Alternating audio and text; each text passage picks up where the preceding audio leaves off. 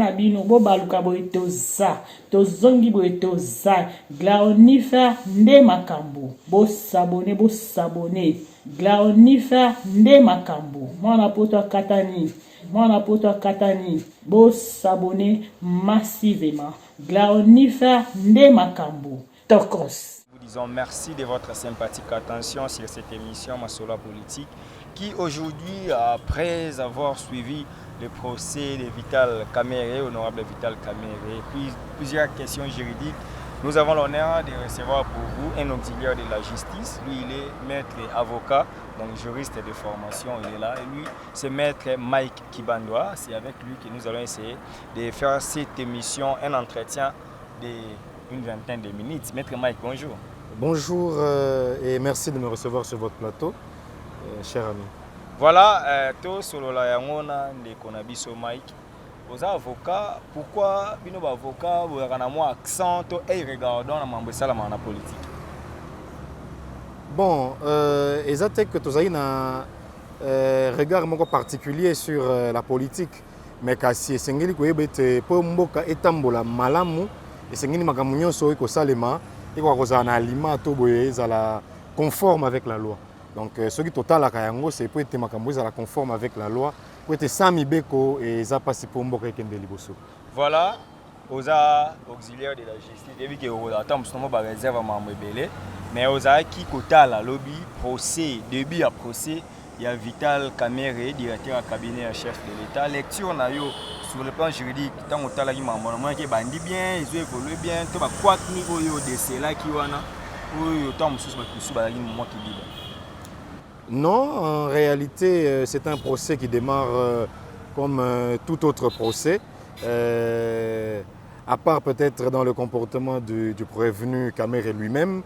Bon, selon moi, j'ai constaté qu'il y avait un certain excès de zèle. J'explique ça par le fait, d'ailleurs, j'en profite pour faire une proposition à ceux qui vont nous suivre. Je pense qu'il serait mieux que M. Kamerhe ne comparaisse pas en tant que directeur de cabinet. Il y a Mokonzi Mboka, vous savez, c'est difficile de pouvoir juger un directeur de cabinet du président de la République. J'ose croire qu'il pourrait être à la limite au moins suspendu. Comme ça va permettre qu'il n'ait... En fait, ça va faire en sorte qu'il n'ait pas un certain ascendant sur les juges, même si j'ai vu que c'était un tribunal aguerri. Donc il n'y a pas beaucoup de crainte à ça. Mais j'ose croire ça serait beaucoup mieux que M. Kamerhe soit jugé comme un simple citoyen congolais. Je pense que nous aurons plus de chances d'avoir une bonne justice. Mais déjà, d'entrée, j'ai qui a presque vers sa conclusion et sa comparution. Il y a aussi que la justice est libre, qu'il n'y a toute vérité. Mais un homme d'État, il veut se comporter un homme d'État et puis la fonction de la notoriété, il y a une logique. Est-ce qu'il y a une influence dans la droiture? Non, je pense que ça peut être un souhait loyal. Mais ça n'empêche pas du fait qu'il soit directeur de cabinet et que certaines personnalités, ou certaines personnes qui assisteront ou qui participeront à ce procès soient un petit peu mal à l'aise par rapport à cette qualité-là. Est-ce qu'un directeur de cabinet, normalement, a la fonction dans l'État? Dans l'institution, il est nul. Bon, par rapport à la loi qui organise le cabinet du chef de l'État, je pense que cette loi prévoit qu'il ait rang de vice-premier ministre. Donc, par rapport à son rang de vice-premier ministre, bon, je crois qu'il y a possibilité qu'il y ait une certaine influence en face des personnes qui sont en train de le juger. Ben, qui sont censés agir sur le plan administratif, donc dans l'administration, banani bakoki ko agir na ba signature ya administration. Si en fait, pour reprendre la question. Sur le plan administratif, oui. Banani bakoki ko engager administration ya présidence.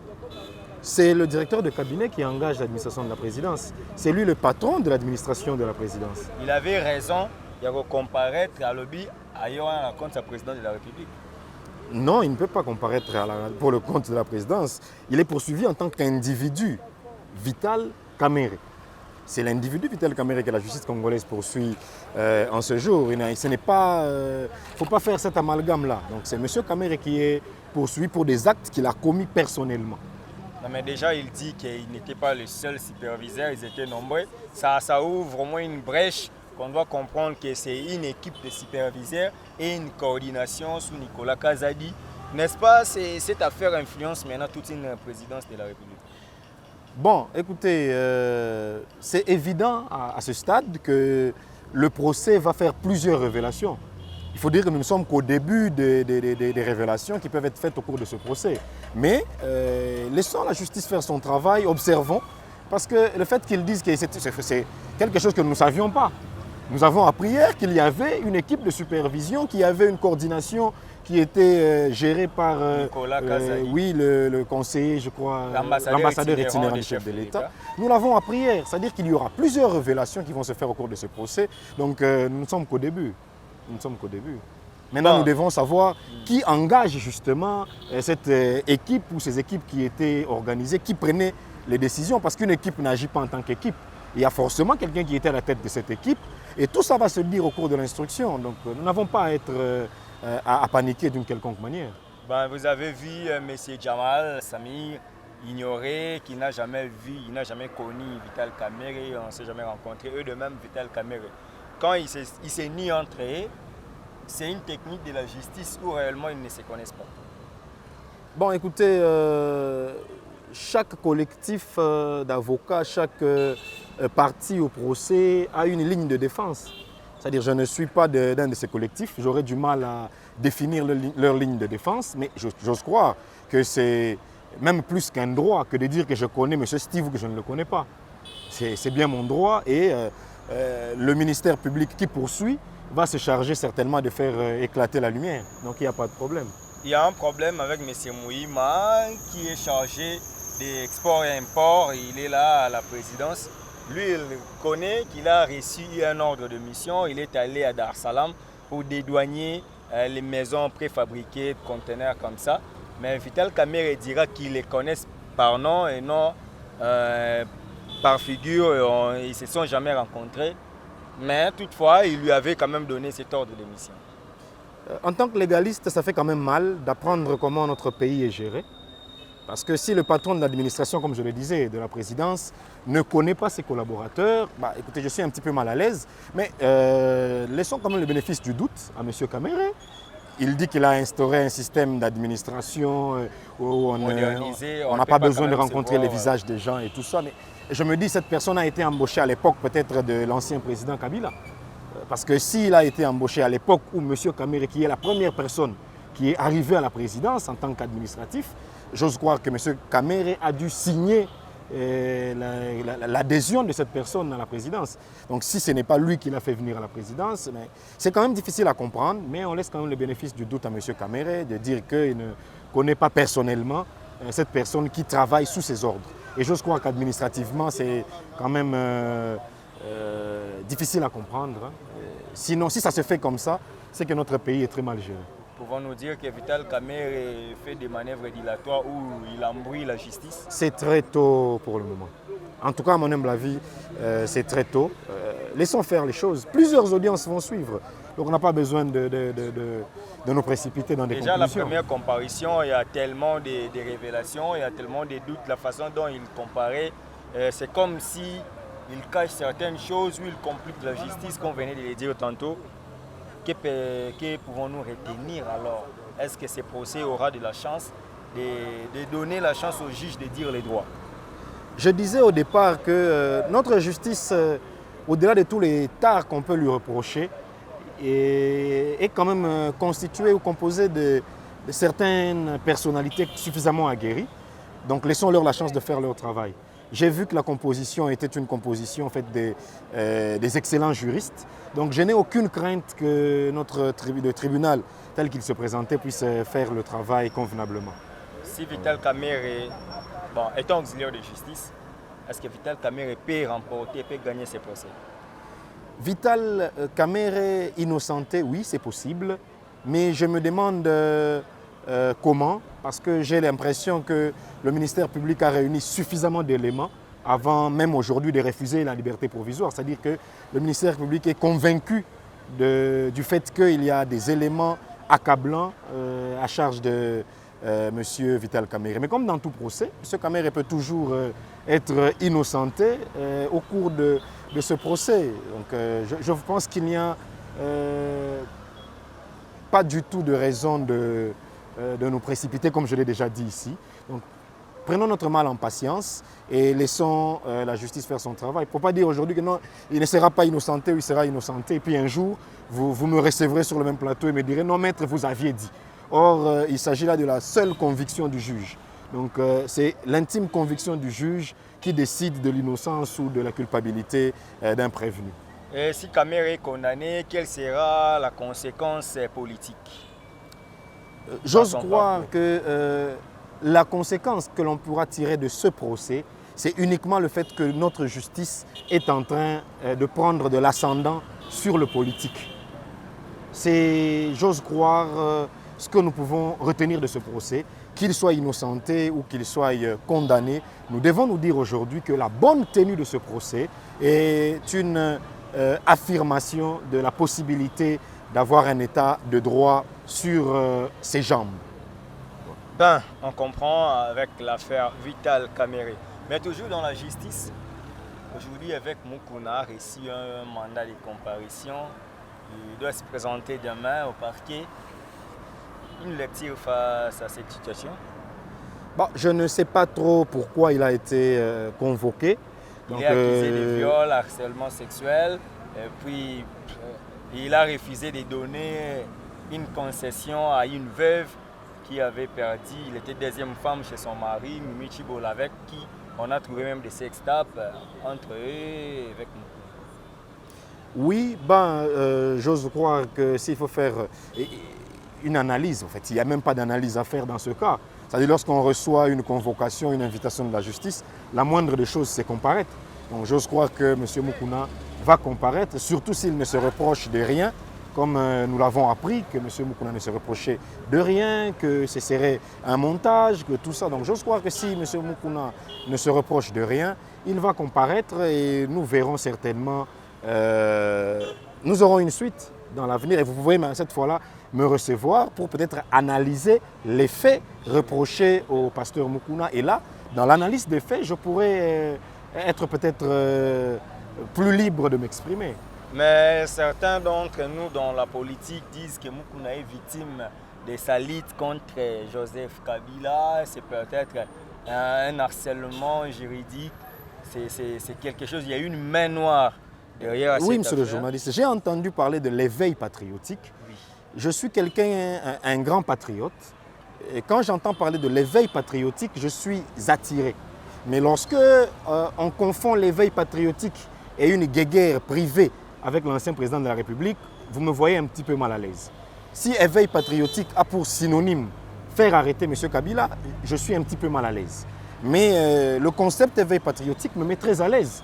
Je veux que le Congolais, que le citoyen congolais prenne sa vie en charge, qu'il soit conséquent en face des autorités qui sont en train de le gérer, mais que l'on puisse confondre l'éveil, le patriotisme, les individus, j'ose croire que ce n'est pas trop sensé. Avec Mukuna. Donc pour revenir à votre question, parce que j'ai peut-être pas très bien, je ne suis pas peut-être rentré dans le fond de votre question, pour revenir à votre question, c'est dire ici que les actes posés par les individus dans ce pays ne doivent pas forcément trouver un répondant politique. Lorsque on est de mauvaise moralité, on est de mauvaise moralité. Monsieur Steve, si vous voyez un jour un sextape de Maître Bouchir, ne dites pas qu'il y a quelqu'un qui a filmé ou de mauvaises intentions. C'est que Maître Bouchir a posé un acte qui manque d'éthique. Dans mon véhicule, sur le siège arrière, en train de coucher avec une femme, sincèrement, c'est manquer d'éthique. Même si derrière, il peut y avoir une récupération politique, mais l'acte en lui-même est condamnable. Je veux bien qu'aujourd'hui, on nous démontre qu'il s'agit d'un montage, mais si effectivement, monsieur le pasteur, que je préfère appeler monsieur Mukuna, s'est comporté de telle manière, parce qu'en tant que chrétien, il y a des individus que je préfère ne pas considérer comme pasteurs. Si sincèrement, un monsieur se comporte de cette manière-là, je pense que c'est quand même difficile de pouvoir concevoir qu'il soit pasteur. Et s'il est victime d'un montage comme ça, que pouvez-vous dire? S'il est victime d'un montage, je commencerai d'abord moi-même par m'excuser auprès de lui, parce que je suppose qu'il serait victime d'un acte ignoble. Je condamnerai l'acte et je serai peut-être plus vigilant dans l'avenir. Mais à ce que je sache, en ce moment, par rapport au fait que vous m'avez rapporté, c'est un comportement inadmissible dans une société, que l'on soit pasteur, que l'on soit professeur, enseignant, avocat, et même que l'on soit... Tout ce qu'on peut être dans excusez-moi, Bado, Chegue, c'est un comportement qu'on ne doit pas afficher. Voilà, revenons encore sur cette affaire de cette dame. La dame là vivait en union libre avec son mari, son défunt mari, le Dekuyus. Mais quand cette dame réclame qu'elle doit récupérer une concession que Mukuna a profité pour abuser avec elle sexuellement, est-ce que cette femme-là a les droits d'héritier? Elle est une héritière dans cet actif de Dekuyus. Monsieur le journaliste, je sais que vous, dans votre profession, vous avez peut-être le droit de faire peut-être des suppositions, d'aller dans tous les sens. Mais moi, ma profession m'interdit de faire la même chose. Donc tant que nous ne serons pas certains que cette dame-là ait été l'épouse... Non, c'est dans une voice qui est en train de circuler. Oui. La dame reconnaît que le défunt avait une femme à la maison. Elle était la deuxième femme. Ils ont eu un enfant. Et cet enfant n'est pas dans ses droits. La femme réclame qu'on doit lui donner une concession. Et c'est Mukuna qui ne veut pas lui donner la concession. Alors que les dernières volontés de Dekuyus avaient dit que c'est Mukuna qui devrait gérer ses biens. Si et seulement si, en droit congolais, la polygamie n'est pas reconnue. Donc le fait d'être, entre guillemets, comme vous le dites, seconde épouse d'un monsieur X ne vous donne aucun droit. Mais, qu'on se le dise encore une fois, le fait, comme vous dites, parce que je parle des faits que vous me donnez. Ça, nous sommes encore au niveau des faits. Et oui, si cette dame a un enfant, cet enfant a droit de venir à la succession de son père. Voilà. Et que donc, c'est la manière de réclamer ces droits-là qu'il faut peut-être tenter de revoir, parce qu'on ne va pas réclamer ces droits avec des sextapes, mais on va réclamer ces droits devant les instances judiciaires compétentes. Donc je crois que c'est la moindre des choses. Est-ce qu'elle a la qualité de rester en justice pour le compte de son mari Dekuyus? Pour le compte de son enfant, oui. Pour le compte de son enfant? Oui. Parce que l'enfant est mineur. Si l'enfant est de son ex, de son défunt mari, étant mineur l'enfant, elle est tutrice de l'enfant, donc elle peut rester en justice. Je crois qu'il n'y a aucun inconvénient. Voilà une lecture sur la scène politique, parce qu'on chute par là. Oui. Aujourd'hui, que pensez-vous de la scène politique, les actualités de l'heure? Pris en général, il faut dire que la situation politique a un impact sérieux sur la vie du Congolais que nous sommes. Il faut reconnaître que la vie du Congolais est de plus en plus compliquée. Rien n'est facile. Certes, le coronavirus n'a pas arrangé la situation, mais il faut reconnaître que notre État est défaillant, selon moi. Au moment où nous sommes en train de parler, il y a une grande défaillance de l'État congolais parce qu'il n'arrive pas à prendre en charge les Congolais que nous sommes. Il y avait beaucoup d'attentes après l'alternance politique, l'alternance entre M. Kabila et M. le président en exercice Tshisekedi. Mais il faut reconnaître qu'à ce jour, il y a beaucoup de désillusions. Les Congolais ne voient pas sa situation changer. Et donc, c'est malheureux. J'ose croire qu'il faut tout faire pour tenter de changer la situation du Congolais. Est-ce que la Constitution prévoit encore une deuxième prorogation d'état d'urgence dans ces cas d'espèce avec la continuité ou la montée des cas de Covid-19? On peut encore proroger cet état d'urgence? L'appréciation de la prorogation de l'état d'urgence est une compétence du Parlement. C'est-à-dire qu'on peut proroger autant de fois lorsqu'on considère que la vie du Congolais demeure en danger. Une lecture face à cette pandémie en RDC? Apparemment, il y a à boire et à manger. C'est comme si les gens doutent de cette pandémie. Il y a des cas qui montent tous les jours. C'est une centaine au moins chaque jour. Je crois que la communication autour de la pandémie n'est pas très bien faite.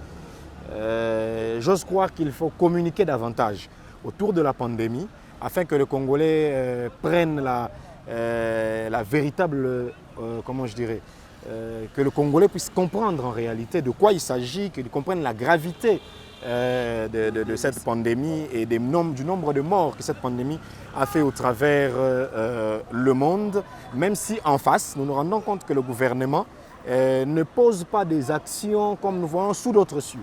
Ce que nous pouvons faire simplement, c'est comparer la gestion de cette pandémie dans les autres pays et la gestion de cette pandémie au Congo. Donc nous sentons qu'il y a suffisamment de légèreté.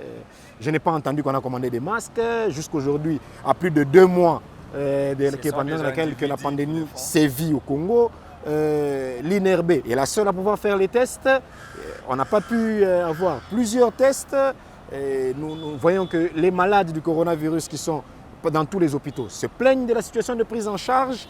Donc il faut dire qu'il y a à boire et à manger autour de la gestion de cette pandémie. Et j'ose croire que le Créateur va nous venir en aide, à défaut du gouvernement. Nous sommes arrivés à la fin de cette émission. Un mot à tous ceux qui nous ont suivis. Je dis d'abord merci à vous qui nous avez reçus sur votre plateau. Merci. Je dis merci à tous les auditeurs à tous les internautes qui vont nous suivre. Et j'espère qu'ils nous pardonneront si nous avons lésé d'une manière ou d'une autre leur sensibilité. Nous n'avons pas voulu être politiques.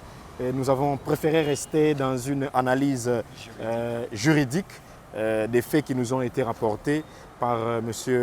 Steve. Et nous espérons que nous pourrons répondre à d'autres invitations par rapport peut-être aux préoccupations des internautes. Nous restons disposés à apporter nos avis sur la situation politique de notre pays. Et je dis encore une fois, pour peut-être tout en prenant le risque de me répéter, laissons la justice faire son travail dans le cadre du dossier Vital Kamerhe contre la République démocratique du Congo. Voilà, c'était la dernière parole de son intervention d'aujourd'hui. Maître Mike Bouchiri, je dis bien, il est avocat inscrit au barreau de la Gombe. Il est avec nous. En tout cas, souffrez qu'il sera un invité permanent à chaque fois qu'il y aura une question juridique dans ces pays ou une question politique qui nécessite des recherches juridiques. En tout cas, il sera toujours prêt à venir nous exposer sa connaissance juridique pour éclairer l'opinion tant nationale qu'internationale sur les droits positifs congolais.